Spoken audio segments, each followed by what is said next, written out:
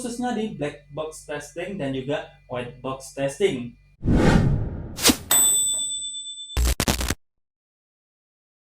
Assalamualaikum warahmatullahi wabarakatuh. Kembali lagi dengan saya Yudi Fajar Saputra, dosen Prodi Ilmu Komputer Fakultas Teknik dan Informatika Universitas Widyagama Mahakam Samarinda.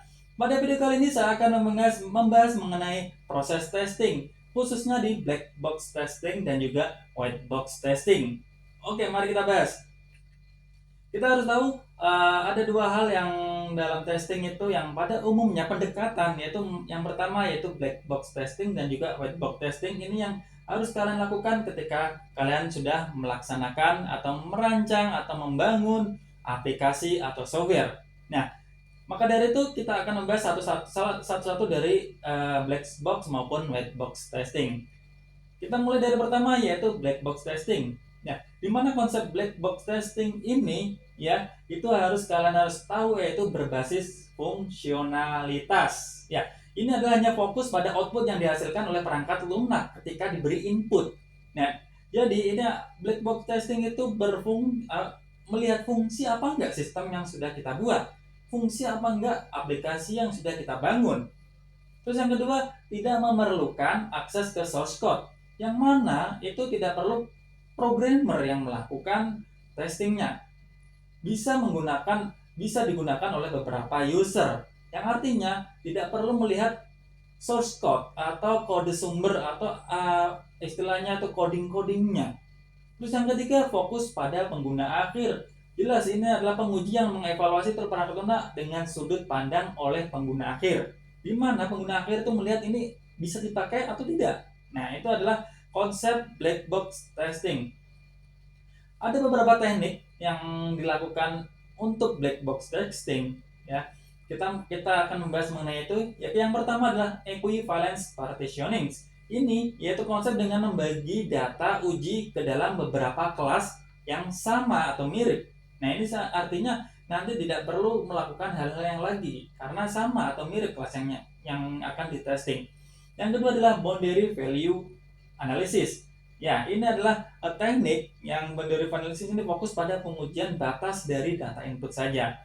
Terus yang ketiga adalah decision table testing yang menggunakan tabel keputusan untuk menggambarkan kombinasi kondisi. Ya. Selanjutnya adalah state transition testing. Ya, teknik state ini transition ini menguji transisi antar keadaan dalam suatu sistem.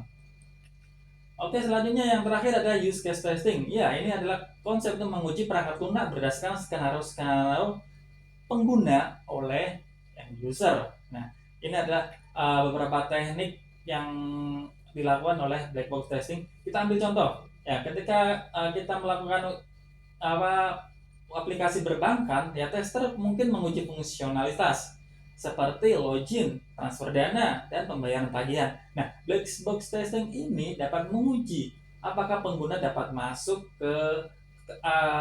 ke login dengan akun kredensialnya yang benar atau tidak. Terus ada sistem menampilkan kesalahan yang benar atau tidak.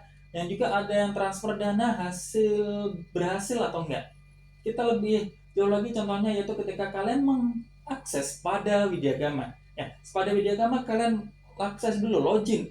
Kalian apakah bisa melakukan kredensial dengan yang benar sehingga masuk ke dashboard akun kalian. Terus selanjutnya adalah ketika melakukan testing ujian. Apakah testing ujian itu bisa sampai berakhir atau tidak? Nah, itu adalah contoh dari black box testing. Kita lanjut ke white box testing. Nah, konsep white box testing ini berbeda jauh dengan konsep dari black box testing. Ada beberapa konsep white box testing yang harus kita pelajari, yang kita harus tahu. Yang pertama adalah berbasis source code, di mana tester harus tahu source code dari aplikasi yang akan kita testing. Nah, jadi ini adalah penemukan dan memperbaiki kesalahan dalam logika program dan source code tersebut. Yang kedua adalah mengoptimalkan performa kode program, di mana penguji itu mendeteksi ada optimalisasi dari kode program tersebut. Yang terakhir adalah fokus pada cakupan kode saja. Nah, ini kode-kode yang harus di testing. Selanjutnya setelah kita tahu konsepnya, kita akan beralih ke teknik-teknik white box testing. Yang pertama ada state coverage yang memastikan baris kode tersebut harus berhasil dieksekusi. Yang selanjutnya adalah branch coverage yang menguji setiap cabang atau struktur kondisi seperti if, else, atau switch, dan sebagainya. Yang selanjutnya adalah path coverage yang menguji berbagai kondisi dalam struktur perulangan. Yang selanjutnya adalah loop testing, ya ini adalah transition testing, menguji transisi antar keadaan. Nah, ini adalah teknik-teknik dari white box testing. Yang terakhir adalah condition coverage, yang memastikan kondisi-kondisi tersebut pernyataan logika itu diuji dengan hasil yang benar. Oke, itu saja video dari bagaimana membahas mengenai black box testing dan juga white box testing. Semoga bermanfaat. Kita akan kembali di video selanjutnya. Saya akhiri. Wassalamualaikum warahmatullahi wabarakatuh.